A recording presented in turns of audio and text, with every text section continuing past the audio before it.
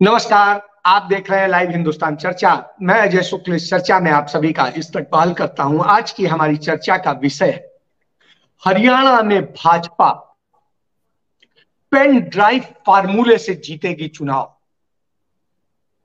हरियाणा भाजपा ने इसको लेकर के एक पूरी योजना तैयार की है और कैसे वो पेन ड्राइव लोगों के मन को बदल देगी, किस तरीके से वो पेन ड्राइव हरियाणा में भाजपा को एकदम से खड़ा कर देगी। ये प्लानिंग है मनोहर लाल खट्टर की, जो हरियाणा के मुख्यमंत्री हैं। और इस प्लानिंग पर विधिवत काम शुरू हो गया है। मुख्यमंत्री ने तमाम विधायकों को वो पेन ड्राइव सौंप दी है। अब वो सभी विधायक उन पेन ड्राइव को लेकर के अपने अपने क्षेत्रों में उतरेंगे। जो 10 की 10 लोकसभा क्षेत्रों में उसको लेकर के उतरेंगे और जीत का परचम लहराएंगे। यह दावा है भारतीय जनता पार्टी का और मनोहर लाल खट्टर की सरकार का। जब ये दावे हों तो निश्चित रूप से विपक्ष भी सवाल उठाता है। विपक्ष कहता है पेन ड्राइव तक ही सीमित रह जाएंगे। क्या है ये सारी चीजें, क्या है योजना, इसी पर चर्चा के लिए हमारे साथ एक पैनल है जिससे आपका तारुफ कराते हैं। हमारे साथ में भारतीय जनता पार्टी की तरफ से डॉक्टर बीरेंद्र सिंह चौहान है। हमारे साथ में कांग्रेस पार्टी की तरफ से वेद प्रकाश विद्रोही जी हैं। हमारे साथ में रजत पंजेटा साहब हैं जो इंडियन नेशनल लोकदल से हैं। मैं शुरुआत सीधे डॉक्टर बीरेंद्र सिंह चौहान से करूंगा क्योंकि उनकी पार्टी की योजना है। तो हुजूर, कौन सी योजना है जिससे आप जो है पूरे हरियाणा का मूड अपने लिए बदलने जा रहे हैं? जी देखिए, एक तो मैं आपको ये बताना चाहता हूं शुक्ला जी कि हरियाणा का मूड तो हमारे अनुकूल पहले से है। हम उस मूड को और बेहतर करने के लिए निरंतर प्रयासरत हैं, लगातार कोशिशें कर रहे हैं। और हमारी एक बैठक हुई चुनावी तैयारियों को लेकर के, उसमें एक पेन ड्राइव में कुछ डेटा सभी विधायकों को उनके क्षेत्र का दे दिया गया। तो उसको लेकर कयासबाजियां शुरू हो गई कि भाई इसमें क्या है ऐसा, क्या कोई फॉर्मूला है, कोई सूत्र है जिसके आधार पर ये चुनाव का खेल जो है वो उसको भारतीय जनता पार्टी के पक्ष में निश्चित तौर पर पलटा जाएगा। मैं इसको भिन्नता से कहता हूं, थोड़ा सा अलग अंदाज में कहना चाहता हूं। भारतीय जनता पार्टी के पक्ष में हरियाणा की जनता, हरियाणा का मतदाता वो पहले से मजबूती के साथ खड़ा है। चुनाव आ गए हैं साहब, तैयारी सब कर रहे हैं। वेद प्रकाश विद्रोही जी भी कर रहे हैं, रजत पंजेटा जी भी कर रहे हैं, तो हम भी तैयारी में जुटे हैं। और उस तैयारी के एक कोई आयाम नहीं है, उस तैयारी के मल्टीपल आयाम हैं, अनेकानेक आयाम हैं। रैलियां हैं, लाभार्थी सम्मेलन हैं, घर घर जाकर संपर्क है। जैसे रजत जी आजकल एक यात्रा निकाल रहे हैं, वेद जी हाथ से हाथ जोड़ते इनके नेता कार्यकर्ता घूम रहे हैं। तो हम लोगों ने भी अनेक प्रकार के कार्यक्रमों की रचना की है और उस सारी रचना को आप अल्टीमेटली हमारी व्यूह रचना कह सकते हैं। उस व्यूह रचना के सारे आयाम मैं यहाँ खोल दूं ये तो बीरेंद्र जी एक सवाल जोड़ लीजिए। एक सवाल जोड़ लीजिए। जानते हैं बड़े सवाल उठते रहे हैं, कभी ईवीएम को लेके, कभी किसी और चीज को लेके, कभी टेक्नोलॉजी के जरिए, तो तमाम सवाल उठते रहे। भारतीय जनता पार्टी हर एक बार हर चुनाव में एक नई टेक्नोलॉजी लॉन्च कर देती है और नतीजा ये होता है बाकी सब देखते रह जाते हैं। तो कहीं कोई ये खेल तो नहीं है वैसा ही?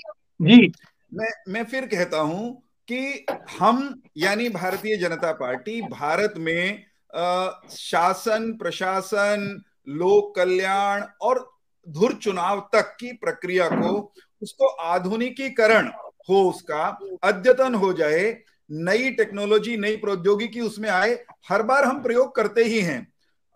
डिजिटल रैलियों का प्रयोग और न जाने कितने प्रयोग हैं जो हमने किए हैं। उसी क्रम में आपने अगर ईवीएम मशीन को भी जोड़ा है तो मुझे ये कहना है कि ईवीएम मशीन हम तो नहीं लाए थे, हमसे पहले आनी शुरू हो गई थी, उसकी प्रक्रिया शुरू हो गई थी। और ईवीएम मशीन को लेकर हमारे प्रतिपक्षियों ने तमाम तरह के हल्ले किए, लेकिन सर सबसे पहले बीरेंद्र जी, सबसे पहले ईवीएम पर सवाल उठाने वाले आपके महाराष्ट्र के एक बड़े कद्दावर नेता थे। उन्होंने किताब तक लिख डाली थी। हालांकि मैं नहीं मानता हूं कि ईवीएम में गड़बड़ है। जी मैं ये कह रहा हूं कि एक बात नई टेक्नोलॉजी, नई प्रौद्योगिकी अगर किसी भी व्यवस्था के सुधार में उसे बेहतर और पारदर्शी बनाने के लिए आती है, जो कि आती ही है, समय के साथ चीजें बदलती ही हैं, तो उसका सबको स्वागत करना चाहिए। लेकिन जब भी शुक्ला जी कोई नई चीज आती है तो उस पर सवाल भी खड़े होते हैं, कोई किताब भी लिख देता है, कोई प्रेस कॉन्फ्रेंस भी कर देता है। लेकिन मैं ये कहता हूं, भारत में चुनाव की प्रक्रिया का संचालन भारत का निर्वाचन आयोग करता है। निर्वाचन आयोग देश की सबसे निष्पक्ष संस्थाओं में माना जाना जाता है। दुनिया भर में भारत के निर्वाचन आयोग की प्रतिष्ठा है। तो ईवीएम पर तो मुझे सिर्फ इतना जोड़ना है कि तमाम तरह के प्रतिपक्षी दावों, आरोपों, इनकी विदेश तक में जाकर के होने वाली प्रेस कॉन्फ्रेंसेस के बावजूद भारत के निर्वाचन आयोग ने खुली चुनौती देकर के सबको हमेशा बुलाया है कि साबित कर दीजिए कि इसमें कोई गड़बड़ी संभव है तो हम उसमें सुधार कर लेंगे। आज तक कहीं कोई गड़बड़ी उस तरह की प्रमाणित नहीं हुई, क्योंकि गड़बड़ी है नहीं। लेकिन मैं ये नहीं कहता कि हो नहीं सकती, गड़बड़ी है नहीं। बस एक सेकंड और मैं ईवीएम पर यह कहना चाहता हूं कि जो ईवीएम हमें हरियाणा में जिताती है, वो अगर पंजाब में कांग्रेस को या आम आदमी को जिता देती है तो उस बेचारी के चरित्र पर सवाल नहीं उठाना चाहिए। ईवीएम एक मशीन है, वो दल निरपेक्ष है, वो धर्म, पंथ, विचारधारा निरपेक्ष है। जिसको जनता जिसके लिए जनता अंगूठा दबाएगी ईवीएम मशीन पर, ईवीएम टपाक से उसी को जिताएगी और दूसरे को हराएगी। चलिए वीरेंद्र जी, दोबारा आता हूं। पेन ड्राइव पर केवल 2 वाक्य कह दूं कि पेन ड्राइव जो दी गई हमारे विधायकों को चुनावी वर्ष में, तो उसमें कोई ऐसा बड़ा कोई बम नहीं है साहब, उसमें कोई ऐसी जादू की छड़ी नहीं है जिससे कि रातों रात कोई चमत्कार होने वाला है। मैं पहले कह चुका हूं, जनता का मन हमारे पक्ष में है।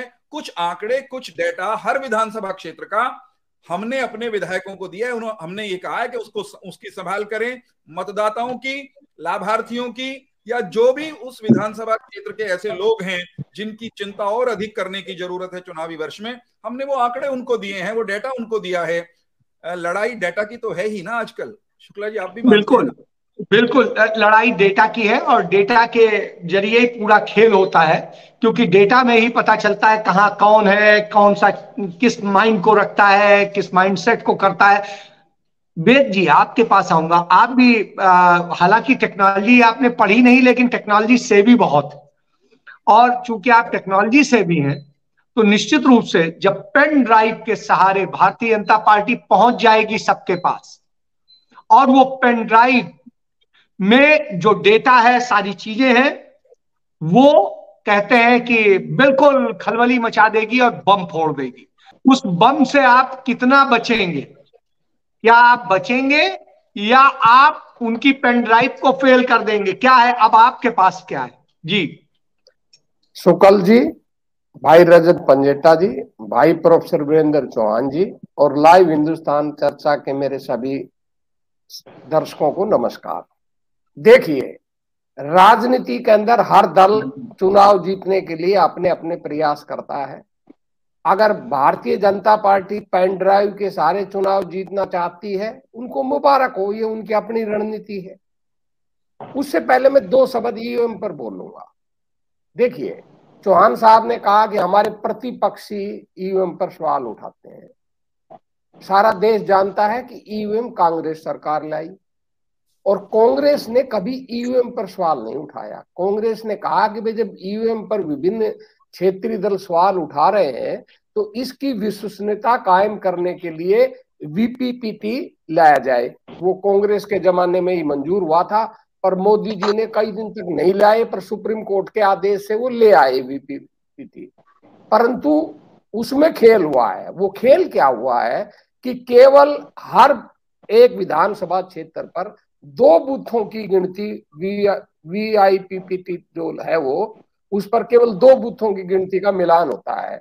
हमारा ये कहना था और विपक्ष का भी कहना था कि भाई 25% नहीं तो कम से कम 10% मिलान आवश्यक हो। उसमें चुनाव आयोग का ये कहना था इसमें देर लगती है। भाई अगर 3-4 घंटा और देर लग जाए चुनाव रिजल्ट घोषित करने में, और चुनाव की विश्वसनीयता बढ़ती हो, तो उसको करने में कोई आपत्ति नहीं होनी चाहिए। हमारा केवल इतना ही मत था। दूसरा एक बड़ा इंटरेस्टिंग डाटा सबके सामने आया है कई राज्यों के अंदर कि जितनी वोट बताई गई है कि भाई इतनी वोट पड़ी, उससे कहीं ज्यादा वोटें ईवीएम की मशीनों में गिनती हुई। तो उसका चैलेंज चुनाव आयोग में भी कर रखा है, सुप्रीम कोर्ट में भी कर रखा है लोगों ने। पर दुर्भाग्य से आज तक ना तो चुनाव आयोग ने कोई जवाब दिया और ना सुप्रीम कोर्ट ने उस रिट को अभी तक एडमिट किया। अच्छा होता सुप्रीम कोर्ट और चुनाव आयोग इस मुद्दे पर भी जल्दी फैसले देकर या बहस सुनकर एक फैसला देकर ईवीएम की विश्वसनीयता को बढ़ाता। लोकतंत्र के अंदर चुनाव की पवित्रता को बढ़ाना, उसकी विश्वसनीयता कायम रखना सबसे पहला काम चुनाव आयोग का है, दूसरा काम सुप्रीम कोर्ट का है, तीसरा काम सरकार का और सभी राजनीतिक दलों का है। अब दूसरी बात यह है कि हमारे मित्र ने कहा चुनाव आयोग बड़ा निष्पक्ष है। चुनाव आयोग की निष्पक्षता बड़ी जरूरी है, पर चुनाव आयोग के क्रियाकलाप, जो ताजा क्रियाकलाप महाराष्ट्र का है, उसमें स्वयं सुप्रीम कोर्ट ने चुनाव आयोग की विश्वसनीयता पर सवाल उठाया है। ये ठीक है कि किस दल को मान्यता देनी है क्या नहीं देनी है, चुनाव आयोग का अधिकार है, पर सुप्रीम कोर्ट ने महाराष्ट्र के संदर्भ में कहा है कि भाई चुनाव आयोग ने केवल विधायकों को बहुमत मानकर एक दल को दल मान लिया, ये गलत है। विधायक दल नहीं, विधायक जो दल होता है वो पार्टी नहीं होती है, पार्टी अलग होती है और पार्टी को ही इकाई मानकर काम होना चाहिए और विधायक दल पार्टी का ही एक अंग है। ठीक है, चुनाव आयोग ने कहा, पर सुप्रीम कोर्ट ने उस निर्णय को पलटा। सर पेन ड्राइव पे आ जाइए, मैं उसी पे खत्म कर दी ना, मैं उसका आखिरी पहलू बता रहा हूं कि सुप्रीम कोर्ट ने आलोचना तो की पर उस निर्णय को पलटा नहीं। मैं ये बात भी कह दूं ना कि भाई सुप्रीम कोर्ट ने उस निर्णय को पलटा नहीं, अब ये सुप्रीम कोर्ट की मर्जी। अब पेन ड्राइव की पर आ जाइए। भाजपा निश्चित रूप से टेक्नोलॉजी का प्रयोग करने में अन्य दलों से सबसे आगे रही है, इसमें कोई दो राय नहीं है। और कांग्रेस, यही तो बात कह रहा हूं कि सुपर कंप्यूटर आपके राजीव गांधी लेके आए थे, मैं बता रहा हूं ना सर, टेक्नोलॉजी वो अपना रहे हैं। मैं सर वही बात तो बता रहा हूं सर कि इसमें कोई दो राय नहीं। और दुर्भाग्य है, मैं उसी पर बता रहा हूं कि कांग्रेस जो मैं वही अगला वाक्य बोल रहा था, कांग्रेस जो सुपर कंप्यूटर लाई, आईटी लाई, अगर हिंदुस्तान के अंदर इंफॉर्मेशन टेक्नोलॉजी का किसी ने क्रांति की, भारत को 21वीं सदी में ले जाने का किसी ने काम किया, तो वो राजीव गांधी है। दुर्भाग्य से हम उनको श्रेय नहीं देते, वो एक अलग इशू है, पर असली क्रांति के अग्रदूत वही थे। और कांग्रेस ने स्वयं उस क्रांति का लाभ नहीं उठाया, और जब लाभ उठाया तब भाजपा एक चुनाव जीत चुकी थी और दूसरे चुनाव में जब मुकाबले में आए तब भाजपा हमसे आगे थी। आज ये स्थिति है, हम इस मामले में भाजपा को पछाड़ चुके हैं। अब भाजपा टेक्नोलॉजी के मामले में हमसे कहीं आगे नहीं है। आप पूरा सर उनकी पेन ड्राइव में जो डाटा है वो आप ड्राइव पे जा रहा हूँ ना सर, उसी पे जा रहा हूँ। पेन ड्राइव में क्या मैं बता रहा हूँ ना, वो चौहान साहब ने बता दिया, मैं और व्याख्या कर देता हूँ। तो कोई हम उनसे पीछे नहीं, हम उनसे आगे हैं और हर मामले में उनको पछाड़ रहे हैं और ईंट का जवाब पत्थर से तुरंत दे रहे हैं। और भाजपा में भारी बौखलाहट है और उसके लिए ये सत्ता का दुरुपयोग कर सोशल मीडिया पर मनमाने अंकुश लगवाते हैं, ये मना है। ट्विटर के सीईओ एलन मस्क ने आदरणीय प्रधानमंत्री मोदी जी से मिलने से एक दिन पहले क्या कहा था कि अगर भारत में मुझे अपना ट्विटर चलाना है तो भाई सरकार की बातें तो मुझे माननी ही पड़ेगी। अच्छा, तो आप समझ जाइए। मैं मस्क पर एक बात कहना चाहता हूँ। सर उनकी सुन लीजिए, उनके सवाल का भी जवाब दे दीजिए सर, क्या लेने दीजिए। मैं ये कहता हूं कि कांग्रेस पार्टी के समय में देश के प्रधानमंत्री राजीव गांधी थे। कंप्यूटरीकरण की शुरुआत करने का श्रेय उनको जाता है।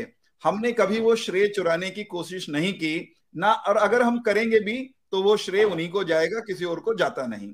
परंतु मुझे इस बात की आज खुशी हो रही है कि वेद प्रकाश विद्रोही जी ने एक सच्चाई मान ली कि जिस चीज की शुरुआत भारत में इनके नेता राजीव गांधी के कार्यकाल में हुई, उस प्रौद्योगिकी को आगे बढ़ाने, उसका सदुपयोग करने, जनहित में सदुपयोग करने में कांग्रेस पूरी तरह असफल हुई। वरना ये डिजिटल ट्रांसफर का सिलसिला, धन के, योजनाओं के लाभ का, ये राजीव जी के समय में हो जाता और उनको ये नहीं कहना पड़ता कि मैं रुपया भेजता हूं 1 और वेद जी की जेब में पहुंचते हैं 15 पैसे। दूसरी बात ये कि एलन मस्क वाली बात जो आपने कही कि उन्होंने कहा कि भारत में कारोबार चलाना है तो भारत की सरकार की सुननी पड़ेगी, उन्होंने एग्जैक्टली क्या कहा जरा समझिए।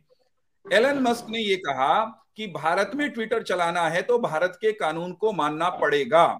ये कहना उनका इस बात को प्रतिलक्षित करता है कि भारत का कानून भारत में मानने के लिए कोई 30 मार खा तुर्रम खा मस्क हो या कोई और हो, उसको विवश होना पड़ेगा। भारत एक संप्रभु राष्ट्र है, भारत का कानून सबसे ऊपर है भारत की धरती पर। अगर ये बात चलिए सरकार बीरेन जी आप लेक्चर सवाल करता था, आपने तो पूरा भाषण कर दिया।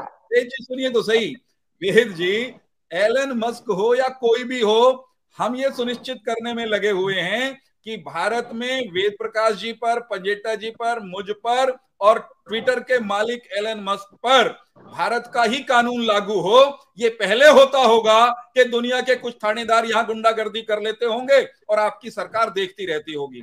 चलिए वेद जी अब आप दुरुपयोग कर रहे हैं। होगा आपका, मैं आता हूं, दोबारा आता हूं। उनका वक्त आपको दिया। अब देखिए सर, अभी देखिए सर, ये कानूनों की बात कर रहे हैं। भारत में सोशल मीडिया पर दोहरे कानून है। ये जो हेट स्पीच देते हैं बीजेपी के संघ के लोग, उन पर कोई कार्रवाई नहीं होती है, विपक्ष को ही ब्लॉक किया जाता है। दूसरी बात, राजीव गांधी की अकाल मृत्यु हो गई थी, वो जब लाए, और उसके बाद आपको सारे देश का ढांचा पता है, कैसे सरकारें आई, कैसे बाजू, एक अलग अब आप पेन ड्राइव मनमोहन सिंह कौन सी पार्टी से थे ये तो बता दीजिए। मनमोहन सिंह ने किया ना, राजीव जी चले गए, मनमोहन फेल हुए, नरसिंहराव फेल हुए। बीरेन जी पहले सुन लीजिए, मैं आपके पास आऊंगा। बड़ा कड़वा सब सुन लीजिए। नहीं, अब मुझे बोलना पड़ेगा, मैं इस विषय को टालना चाहता था। डीबीटी का कानून डॉक्टर मनमोहन सिंह सरकार ने 2010 में लाए। विरोध करने वाले कौन थे? मोदी जी और 4 आपके मुख्यमंत्री। 2013 में डीबीटी का 60 जिलों के अंदर, हिंदुस्तान के 60 जिलों के अंदर पायलट प्रोजेक्ट शुरू हो चुका था। ये दूसरी बात है, हमें जनता ने हरा दिया, आपको जिता दिया, इसलिए आप उसका गुणगान गाकर श्रेय ले रहे। वो आपने लागू नहीं किया, आप असत्य बोल रहे। हमने लागू किया। चलिए मैं रजत जी के पास जाऊंगा। रजत जी काफी देर से वेट कर रहे हैं।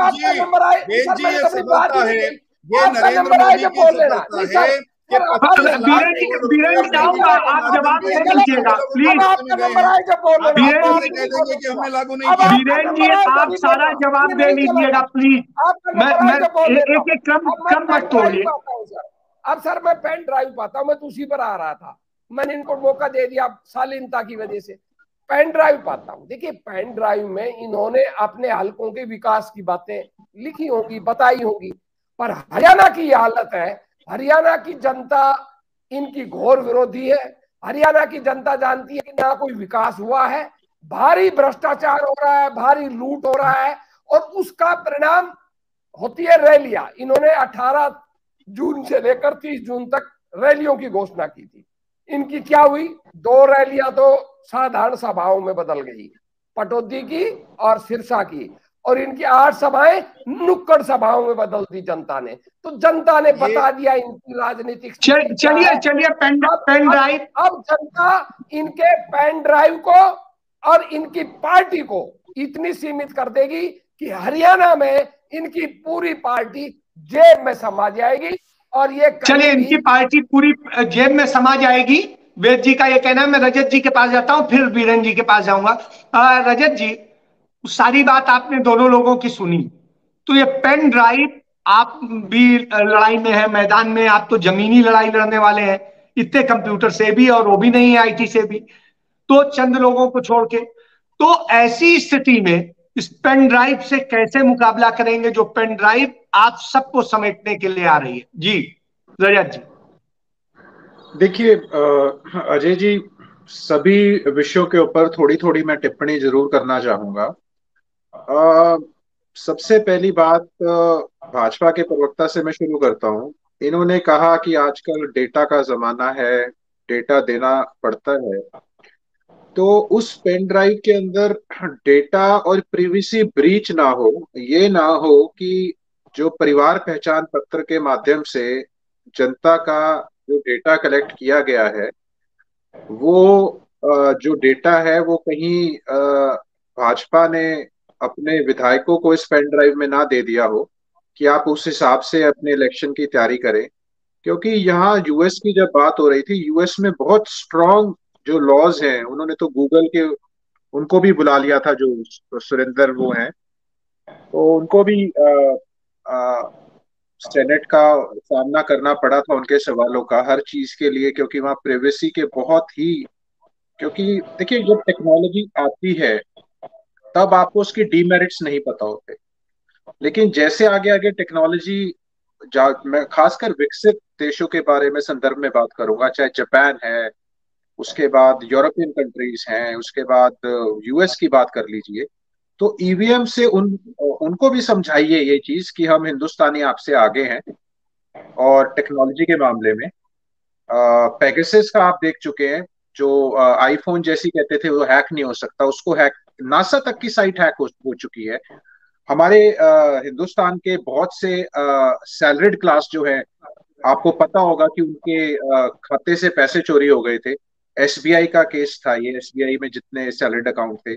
और आए दिन मुझे लगता है कि कोई भी, शायद मैं अखबार में ऐसा दिन जाता होगा जहां पे इस टेक्नोलॉजी की वजह से ऑनलाइन फ्रॉड के केसेस, साइबर फ्रॉड के केसेस, पहले तो चलो कागजी था सब कुछ, बैंक लूटना पड़ता था फिजिकली अगर आपको पैसा लूटना है बैंक से, आजकल तो ऑनलाइन का ऐसा माध्यम हो गया है कि आपको बंदूक लेके बैंक नहीं लूटना पड़ता, वैसे ही टेक्नोलॉजी से आपके पैसे उड़ा लिए जाते हैं।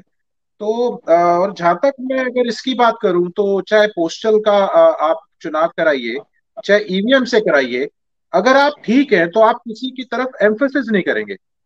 पोस्टल में अगर आप वोटिंग कराते हैं, जैसे कि बहुत से विकसित देश कराते हैं, अगर हिंदुस्तान में कहीं बूथ कहीं लूटा भी जाएगा तो एक पर्टिकुलर बूथ लूटा जाएगा, एक लूटा जाएगा, 10 100 लगा लीजिए, वहां रीपोलिंग हो जाएगी और उल्टा पुख्ता इंतजाम ज्यादा हो जाएंगे।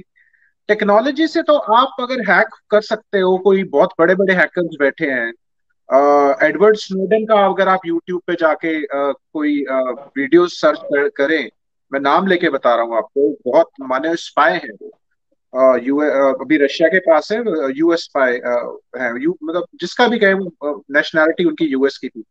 और भी आपको बहुत सी जानकारी मिल जाएगी। तो ऐसा कुछ नहीं है, लेकिन वोट तो सेम ही आएंगे। अगर आपको, आप क्यों किसी का पक्ष लेते हो और क्यों किसी को अच्छा और बुरा बताते हो, लेकिन जो डाउट है पोस्टल के ऊपर कोई डाउट नहीं है। डाउट जो है वो टेक्नोलॉजी पे अगर आप करेंगे तो बहुत सा रुख मोड़ सकते हैं।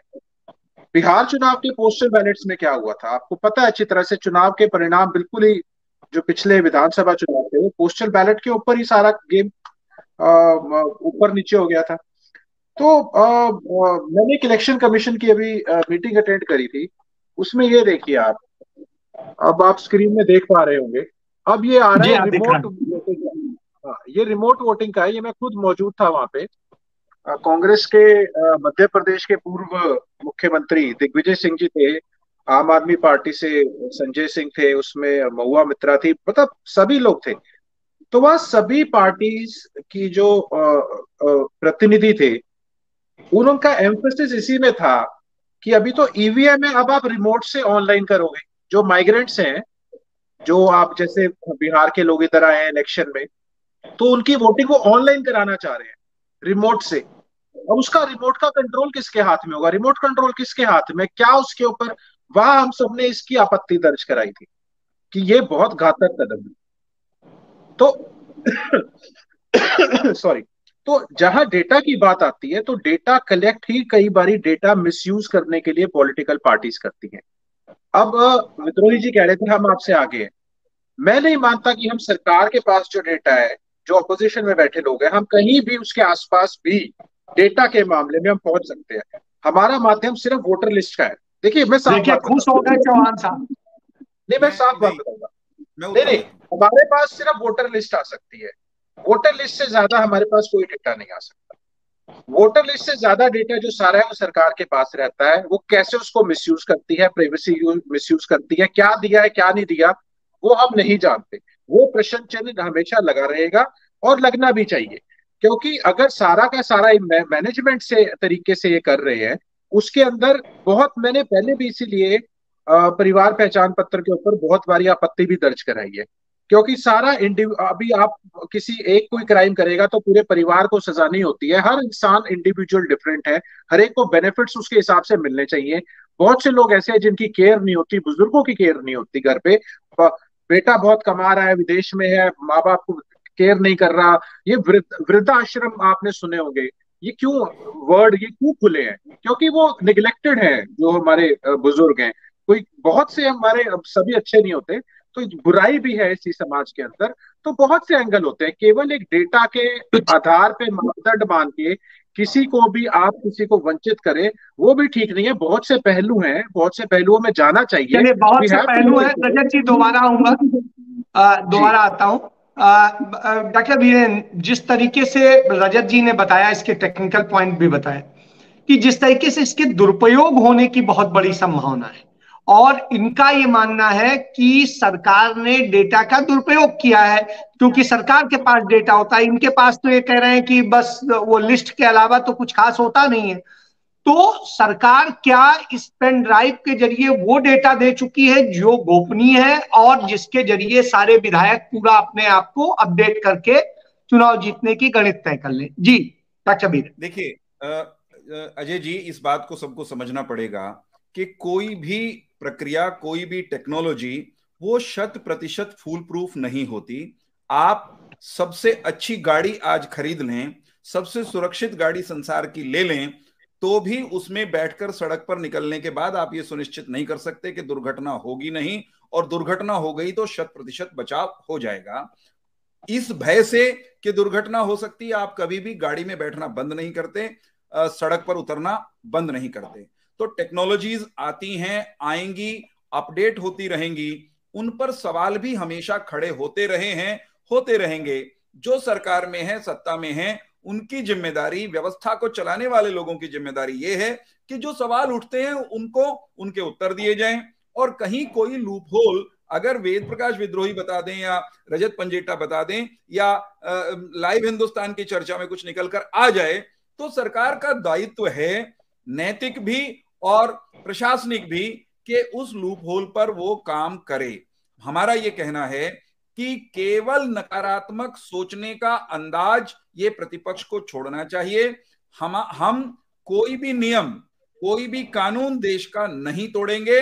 हम क्यों तोड़ेंगे साहब? हम तो एलन मस्क को भी मजबूर कर रहे हैं कि भारत में काम करना है तो भैया भारत के कानून के हिसाब से चलना पड़ेगा।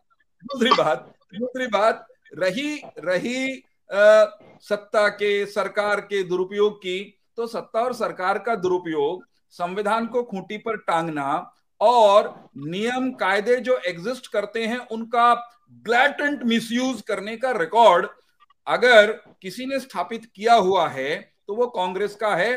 हम तो कभी गलती हमसे कोई हो भी गई तो इनके पासंग भी नहीं ठहरेंगे इस मामले में। आपको ध्यान होगा ना, आपातकाल में संविधान को खूंटी पर लटका दिया गया था। सारे मेरे, आपके, हमारे पूर्वजों के अधिकार वो लंबित कर दिए गए थे, उनको निलंबित कर दिए गए थे। और जो पोलिंग बूथ वाली व्यवस्था, अगर ईवीएम पर एक वाक्य में मुझे कहना हो कि बैलेट से चुनाव और ईवीएम से चुनाव दोनों में धांधली, धक्काशाही की गुंजाइश आज भी मैं दावे के साथ कहता हूं कि वो बैलेट में थी। साहब मैंने अपनी आंखों से देखा है। अब मैं कह दूंगा, रजत जी की पार्टी के एक नेता का नाम ले दूंगा कि वो कैसे मेरी आंखों के सामने, जब मैं जर्नलिस्ट था, उन्होंने झज्जर के एक बूथ में घुस के कैसे धक्काशाही की मेरे प्रत्यक्ष सामने। केवल एक पार्टी की बात नहीं, बहुत लोग करते होंगे, लेकिन पहले बूथ के बूथ कैप्चर कर लिए जाते थे, धक्के से लोगों की वोट, गरीब तबके के लोगों की वोट, अब कहा जाता है ईवीएम बदल दी जाती। बिल्कुल, ईवीएम ना हैक होती है, ना ईवीएम में किसी तरह की चोरी चकारी हो सकती है, लेकिन ये मानता हूं मैं। चलिए बीरेन जी, अब सबसे एक एक छोटा छोटा कमेंट ले लेते हैं।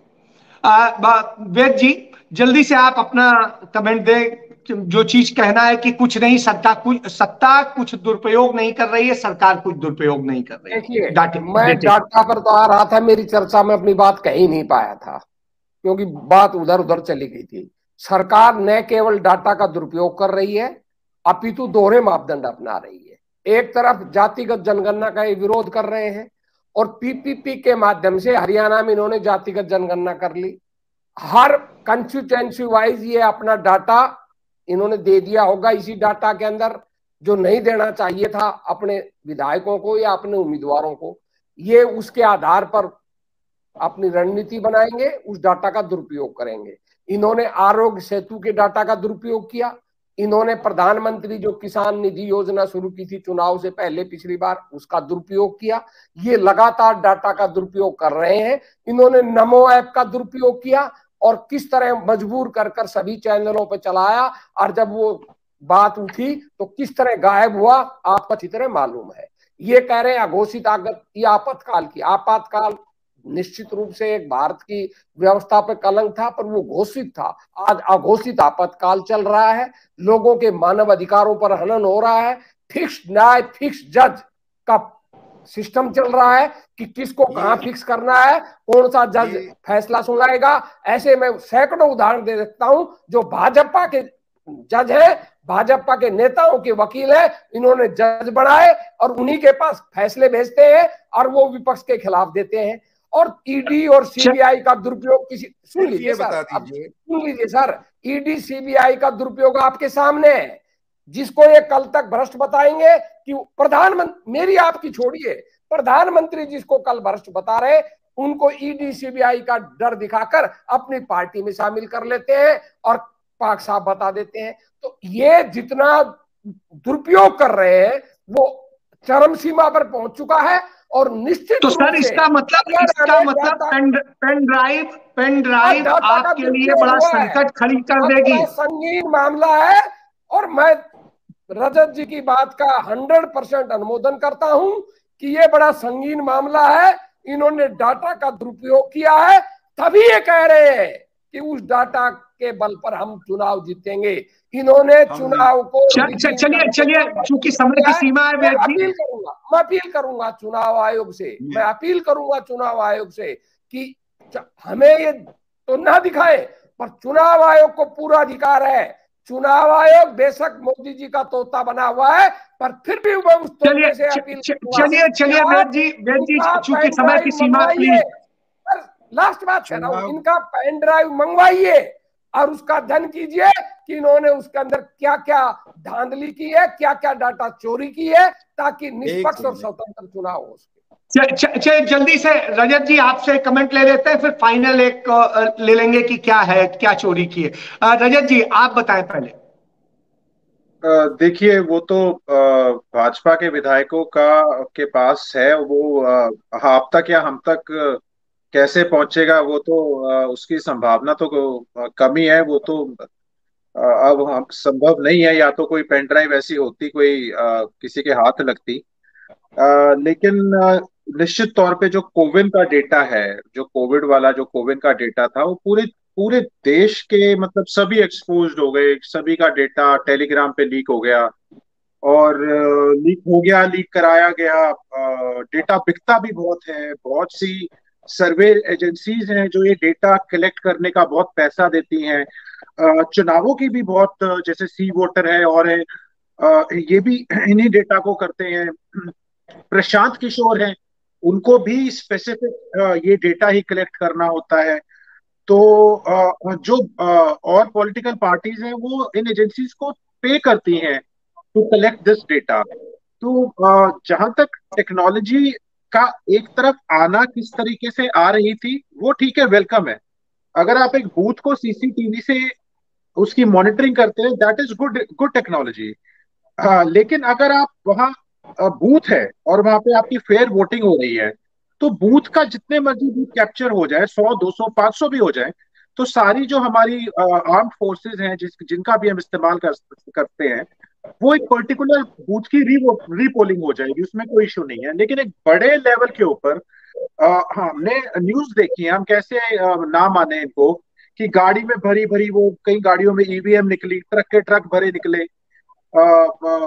जबकि वो और इतना समय तक वो रखी जाती हैं, जिसको एक रूम कहते हैं, वो वॉर रूम भी कह देते हैं, कुछ कह देते हैं उसका, जो जब किसी कॉलेज या स्कूल के वेयर अंदर, हाउस, वेयर हाउस, हाँ वेयर हाउस वेयर है, वो house, warehouse, strong room कहते होंगे मेरे ख्याल से। हाँ स्ट्रॉन्ग रूम के, जो कुछ भी वर्ड यूज कर लो, तो काफी लंबे समय तक वो वहां रहती हैं। और छोटे लेवल के ऊपर किया भी जाता है। मैं आपको बता दूं कि ये तो मेरी नॉलेज में है, जहां मार्जिन 5,000 10,000 वोटों का है, ये मैंने कई जगह सुना भी है। तो ये बहुत अहम इशू है। जहां तक कुछ नाम मांग रहे थे, मैं दो चार नाम ले लेता हूँ। यू ललित है, जस्टिस, मैं कुछ टिप्पणी नहीं कर रहा उनके आगे। वाई एस मोती हैं, जस्टिस सदाशिवम है। तो इनके बारे में ना मैं कोई टिप्पणी करूंगा, लेकिन justice sorry Rakesh Asthana CBI के हैं। तो जहां तक ईडी और इनके बारे में बात हुई, तो किसका क्या रोल कहाँ है, वो तो दर्शक स्वयं निकाल लें, देख ले। और टिप्पणी में तो जरूर इसका नहीं मतलब करूंगा। है कि ये डाटा, ये जो पेनड्राइव है, वो विपक्ष हाँ के जी, लिए डराने वाली है और विपक्ष के लिए बिल्कुल संकट चिंता खड़ा का करने विषय है, वाली है। बड़े चिंता का और गंभीर विषय है ये। देखिए बहुत ये बड़ा। गंभीर विषय है। बीरेन जी जल्दी हाँ से जी, आप अपनी बात कहें, मैं खत्म करूं बस क्योंकि मेरा टाइम हो मुझे चुका है जी। मुझे ये कहना है, विपक्ष को डर पेन ड्राइव से नहीं है। विपक्ष को शायद डर ये है कि जनता के पास सरकार के विकास कार्यों का सटीक विवरण पहुंचेगा तो जनता और प्रखरता के साथ हमारे साथ खड़ी वो होगी। तो आप कांग्रेस एडवर्टाइजमेंट पे के भी देख सकते प्रवक्ता, हो। एक क्षण भाई साहब प्लीज। जैसे वेद प्रकाश विद्रोही जी ने कहा कि अदालत भी भाजपा के पास है, ईडी भी भाजपा के पास है, सुप्रीम कोर्ट से लेके हाई कोर्ट सब भाजपा के पास है, पुलिस भी भाजपा के पास है, सीबीआई भी भाजपा के पास है। तो इसके इनके हिसाब से तो सब कुछ हमारे पास है। अगर ऐसा हो गया है, उसका आप तो मैं प्रमाण एक दे दूं। सेकंड एक सेकंड एक सेकंड प्रमाण एक सेकंड नहीं सर, भाई, बीच उसका में प्रमाण नहीं बोलना ना, बीच चलिए में बोल इंडियन चलिए के चलिए चलिए फैसला हो चलिए जाता मेरी है। बात पूरी होने दीजिए। मोकड़िया जी देखिए का अजय जी, गुजरात अगर मेरी हाई बात कोर्ट 2 पूरी नहीं दिन में होने वेद जी देंगे तो फैसला मैं वेद दे जी बोलूंगा। देता वेद है। जी एक और सेकंड मेरी उनको राहुल बात बात पूरा गांधी का सुना, कंप्लीट करने शूटिंग में में मैंने करता दीजिए। बात है। पूरा सुना। नहीं, राहुल मेरी वेद जी गांधी बात का पूरी शूटिंग करने में करता दीजिए। वेद है। जी समय मुझे किसी मेरी समय बात सीबीआई खत्म पूरी में हो करने करता रहा का है। हक है। है। वेद जी मेरी प्लीज। बात पूरी करने का मुझे हक है। अगर कांग्रेस इतनी अक्षम हो गई है कि उसका विश्वास न सुप्रीम कोर्ट पर रहा है, न सीबीआई पर रहा, न ईडी पर रहा, न पुलिस पर रहा, न दूसरे इदारों पर, तो कांग्रेस को महात्मा गांधी का वो सपना साकार कर देना चाहिए। ऐसी अक्षम, निकम्मी और निराशावादी, नकारात्मक सोच वाली कांग्रेस को तत्काल प्रभाव से इस भंग किया जाना निकम्मी चाहिए। सरकार ये को कोई बदलने बात के हुई? लिए हम ये लड़ कोई रहे बात हुई? हैं अरे और नहीं बदल आपको सकते आप। बदल आप कर नहीं बदल मानेंगे। सकते। निकम्मा, आप नहीं बदल निकम्मे पाओगे। आप हैं, आप नहीं बदल निकम्मे पाओगे। आप हैं। चलिए आप तो नहीं सरकार बदल को कौन बदल पाओगे। पाएगा कौन नहीं आप बदल नहीं बदल पाएगा, पाओगे। निश्चित आप रूप नहीं से बदल जिस पाओगे। तरीके से आप नहीं स्थितियां बदल हैं, पाओगे मित्र। जिस तरह मुझे की समय दीजिए, स्थितियां हैं, जिस तरह की बात सामने आती है, कांग्रेस 10 कहती सेकंड है कि दीजिए हम इस अजय जी। सरकार को निकम्मी कहती है और कहती है हम बदल देंगे। वहीं भारतीय जनता पार्टी कहती है कि वो निकम्मे है। और पेन ड्राइव में क्या है, सवाल ये है कि जो एक बात मानी भाजपा ने कि इसमें डेटा है, तो वो डेटा कौन सा है? वो डेटा कहीं वो तो नहीं है जो गोपनीय है? कौन सा है? इसको लेकर रजत पंजेटा साहब ने सवाल उठाया, इनेलो ने सवाल उठाया कि ये डेटा कौन सा है और ये डेटा क्या कमाल करने वाला है, ये डेटा कितना बड़ा चुनाव को प्रभावित करने वाला है। यह एक सवाल जरूर खड़ा है। इसके साथ चर्चा समाप्त करता हूं, कल फिर मिलेंगे, तब तक के लिए धन्यवाद। जय हिंद।